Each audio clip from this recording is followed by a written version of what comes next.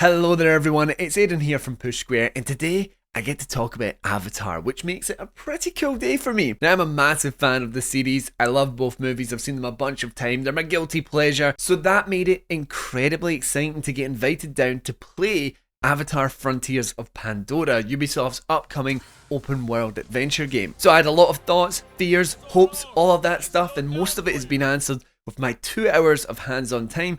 So let's check out my impressions. So to start things off, Avatar Frontiers of Pandora, which launches on the PS5 on December 7th, is an open world action adventure game from Massive Entertainment and Ubisoft. So this is the team that developed the Division series. They've opted for a first person perspective here instead of their typical third, which we'll get into a little bit later, but for a little bit of context about what I actually played, I was a little bit further into the game. I played 4 main missions, there was some side content to try out, and a little bit of time for exploration. So the first thing I want to talk about really is the look and sound and soundtrack of this demo that I played, because all of it was phenomenal. Before I even got my hands on a controller, I heard the soundscape of Pandora.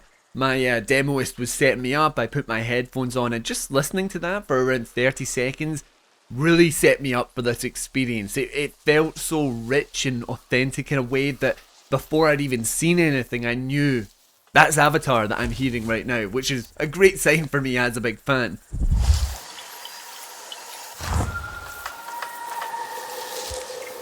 Then actually playing the demo, visually, that just linked up with the sound so well. This is a pretty game. It's very vibrant, and although I was playing on PC, so there may be some differences between this version and the PS5, ultimately though, this is going to be a good looking game, whether it be the fine little details, the colour palette itself, or the grand sweeping vistas. There's a lot to look at, both in the large scale and the smaller scale, that really impressed, especially when you mix it in with that sound. Additionally, the soundtrack, which I thought really captured that James Horner vibe from the first movie. I thought it was great. It was really like emotional and sort of like encouraging and uplifting in a way that the original soundtracks are.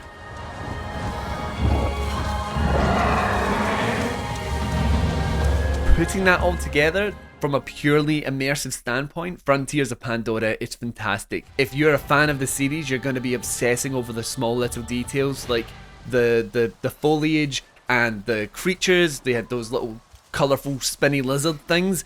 Like, I didn't say I was that level of into Avatar that I knew the names of all this stuff, but that was there. I recognised it from the movie. You had the floating mountains off in the distance, a different planet up in the skyline. It was really nice to look at, and it feels like one of those games that when you're exploring, you'll quite often come across a vista or something small that will catch your eye, that will make you stop and just kind of admire it for a wee second. And it's nice to have details like that in these big open world games. Now, does that translate into the gameplay experience? That's something else entirely. Now, of course, we've went for first person here, which is surprising. I think a lot of people expected third person, and I reckon that Massive are really aiming for that cyberpunk vibe, where it's more so you can look at those small little details, and certainly it helps when you're right up in the action to get to see all of this stuff. Gameplay wise, like movement, felt really nice actually. I was a little surprised because in the gameplay trailers I thought it maybe looked like it could be a little stilted.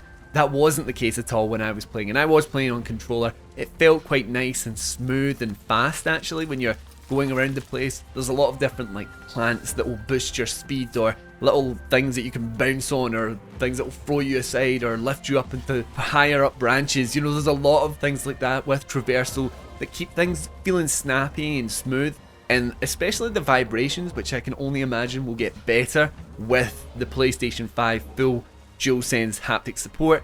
That felt really nice and immersive in a way, and tied into the thuds of your feet after jumping off like a higher branch or something like that. The actual landscape itself, what it's full of, that's something that could be a little bit of concern. I spent a bit of time just kind of wandering around, and you will come across stuff. You'll come across camps of Na'vi, little rivers, you'll come across cliffs, just people fishing, or like animals fighting, or an abandoned RDA base I came across at one point, which was really cool, because if you're interested, this takes place after the original Avatar, but before The Way of Water. So you had an abandoned base, it was all overgrown and rusted, and it looked really cool, but there was no gameplay opportunities there, or at least in the part of the game that I was playing. We were restricted to a certain segment of the map, so there's questions there about how it will expand the biomes of the different biomes, because when I was just running around, it was a lot of kind of nothing, and like I'm saying, the immersive qualities will only take you so far. Even as a fan of Avatar, can I play 20 hours, 30 hours of a game that is just kind of cool to be in? I need there to be a bit more substance there, and I didn't necessarily see that when I was exploring the game, but at the same time, we were locked off to certain kinds of content, so it's really hard to say how the full release will deal with this. Sorry for briefly interrupting, but I want to take this opportunity to discuss the Console Chronicles.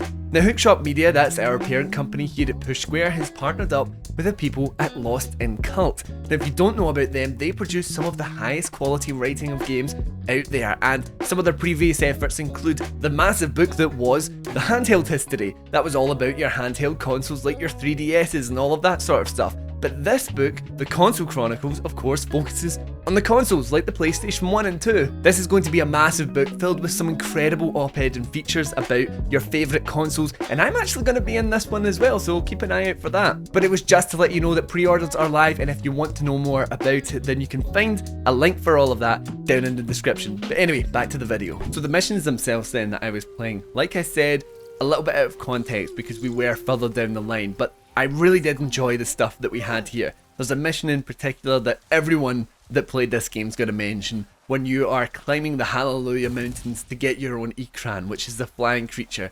Now, it's an iconic scene from the movie, the original movie, and I thought it done so well here, both mixing in with the movement, the look, the sound, the soundtrack, all of those things that I was talking about as I was climbing up the vines and the rocks. It felt great. I was fully there. It was almost emotional to a certain degree. There was something there in it that just properly immersed me. I was happy. I had a smile on my face as I was doing this, which is a great thing to see. The issue was that we skipped a lot of tutorials, so there were interactable elements with the game that I didn't really know what I was doing. I wasn't quite sure where to go, and it kind of stalled that momentum and sort of ruined the experience to a certain degree for me. HUD-wise, the developers have opted for a more immersive and minimal approach, which I think, yeah, it's good. It kind of complements it. It would be a little weird if you're going for nature and all of this and you've just got blocks of text and all of this everywhere. So to a degree, I get it, and I thought it worked well, but at the same time, when I needed to know where to go or what to do, that's where some of the trouble started to arise, so there's maybe some tweaking that needs to be done there. The combat itself was kind of slow and deliberate, but I really liked it. There was a mixture of weapons that you could use based on the story, which are either your Navi, bows and arrows and slingshots, or your RDA inspired rifles. And having a little mix around with the two of these was quite cool to have, like both styles where it's slow and methodical with the bow, but then all guns blazing with the machine gun. And it was really cool to get to fight up against some of the guys in the mech suits. That was really cool. I thought that was it sounded like, again, I keep coming back to all the sounds and look. It looks really great, and it feels like you're in this cool sci-fi world where you're up against, you know, big mechanical machines, and then you're blasting them with like explosive arrows, which then burst into this nice vibrant colors of fire. Those elements there really worked to make the gameplay feel a lot better than maybe it actually did. You know, it wasn't anything crazy, it wasn't the best feeling first person game I've ever played, but having those extra elements there amplified it to a certain degree. Now, with my time, I only really played against human soldiers or human soldiers and mechs. How much variety are you really going to get through the different enemy types? Is it going to be just this the entire time? Again, another thing we're going to have to see in the full release, but for now, I enjoyed the combat, but I did sense, could this get old at some point? Now, something I do really quickly want to talk about is the flying. Obviously, I was talking about the Ikran mission.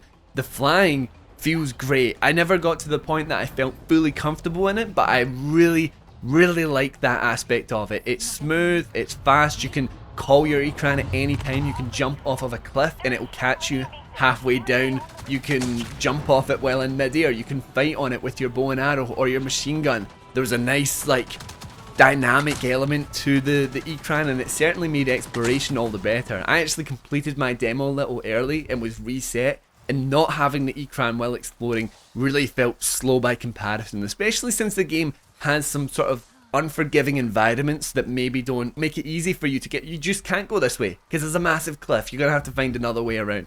Part of me appreciated that, but I really did miss the ecran for that fact. Now, there's a big comparison that everyone's gonna make with this game, and it's to Far Cry. It controls largely similar to a Far Cry game. From what I could see, mission-wise, side content-wise, exploration-wise, there's potential there for it to tie in and make a lot of comparisons to Far Cry. And I think there's almost like a negative connotation to this, but I don't actually think that's necessarily a bad thing. The Far Cry series is a good series. It's fun. It just hasn't really innovated too much in recent entries. But I think most importantly, it's really just been switching out one tropical setting for the next. And I know you might say, yeah, this is just another tropical setting, but it's alien. But I think having the expansive lore there and the visual sort of recognizability of it amplifies that Far Cry formula.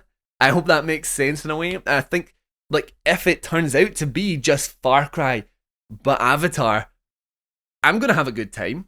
I think, generally speaking, that makes it a good game, but if you're an Avatar fan, even more so. That's really what you're looking for, a good game that also ties into this series that you really like, and that's what I'm hoping to get from this. Ultimately though, Avatar Frontiers of Pandora, did I enjoy it? Yes, I had a good time. As an Avatar fan, there was a lot there for me to love. Well, someone that isn't really into Avatar like this, I think there's a potential there. It's a cool, vibrant world. It plays really well.